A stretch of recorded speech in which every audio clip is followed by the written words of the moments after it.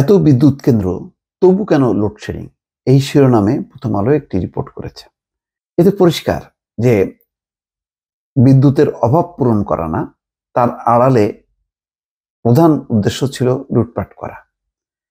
অভাবটা একটা বিষয় ছিল যে মানুষের চাহিদা ছিল, মানুষ প্রথম পর্যায়ে বিদ্যুৎ পেয়ে খুশি, কিন্তু এই খুশিটা পরে তারা দেখলো যে না, তারা রসগোল্লা খায়নি, তারা আসলে বিষ খেয়েছে। এই কারণে 15 বছরে তারা বিদ্যুতের দাম বাড়িয়েছে 14 বার। প্রচুর বিদ্যুৎ কেন্দ্র হয়েছে, কুইক রেন্টাল হয়েছে, এবং যাদের মানে মানে কমিশন খাওয়া দরকার তারা কমিশন খেয়েছে। আর এই কেন্দ্রগুলো জনগণের উপর চাপানো হয়েছে কোনো রকম পরিকল্পনা ছাড়া। এখন এই কেন্দ্রগুলো যে চলবে তার জন্য জ্বালানির কোনো নিশ্চয়তা নেই, আর জ্বালানি যদি কিনতে হয় তাহলে অনেক দামে, ফলে সেটি সম্ভব হচ্ছে না বলে অনেক বিদ্যুৎ কেন্দ্র আছে কিন্তু সেগুলি পড়ে আছে। জ্বালানির অভাবে ওই বিদ্যুৎ কেন্দ্রগুলো চালানো যাচ্ছে না, এমন একটা সংকট তৈরি করেছে। অর্থাৎ আপনি আর পরিকল্পনা চাহিদা মতন যদি আপনি কাজ না করেন তাহলে যে পরিস্থিতি হয়, এখন এই বাড়তি বিদ্যুৎ বা অতিরিক্ত বিদ্যুৎ উৎপাদন কেন্দ্র মানে আসলে কাজে আসছে না এবং লোডশেডিং এ মানুষ দিশেহারা। বিদ্যুৎ উৎপাদন ক্ষমতা 27,791 মেগাওয়াট, চাহিদা 16,000 মেগাওয়াটের কম। আপনার 16,000 যদি থাকে, আপনি সেটা আরো 2,000 3,000 অ্যাড করেন, আপনি করছেন হচ্ছে ক্ষমতা নিয়ে গেছেন 27,000 মেগাওয়াট।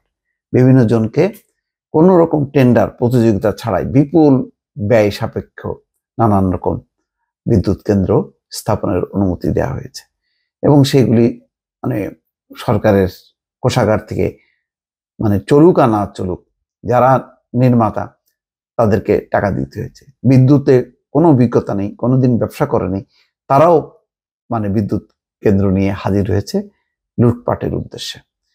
আওয়ামী লীগ সরকার 15.5 বছরে খুচরা পর্যায়ে 14 বার বিদ্যুতের দাম বাড়িয়েছে, মানে প্রতি বছরে একবার করে দাম বাড়িয়েছে। চিন্তা করেন অবস্থা।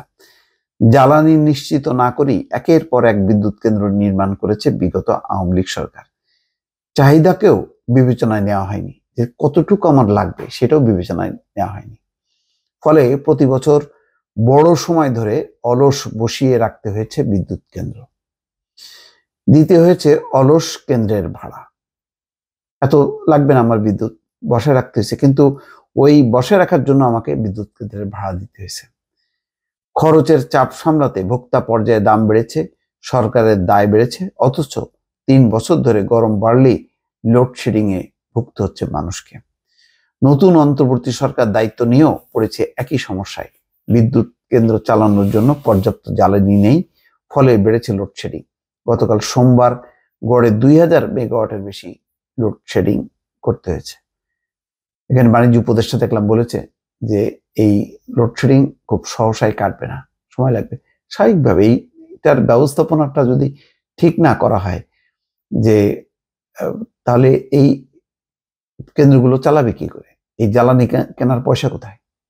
3 দিন ধরে লোডশেডিং বাড়ছে। ঢাকার বাইরে কোনো কোনো এলাকায়, গ্রামাঞ্চলে 8 থেকে 10 ঘন্টা বিদ্যুৎ পাচ্ছে না সাধারণ মানুষ। যদিও দেশে এখন বিদ্যুৎ উৎপাদন সক্ষমতা প্রায় 27,791 মেগাওয়াট, চাহিদা এখন 16,000 মেগাওয়াটের কম।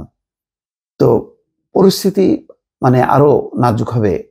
আপাতত এটা বোঝাই যাচ্ছে যে এটার পুরো বিদ্যুৎ সেক্টরে যে পরিমাণ লুটপাট হয়েছে এবং বিপুল পরিমাণ কেন্দ্র এবং চাহিদা তুলনায় বেশি উৎপাদন ক্ষমতা, এটা এখন মানে বোঝা হয়ে গেছে।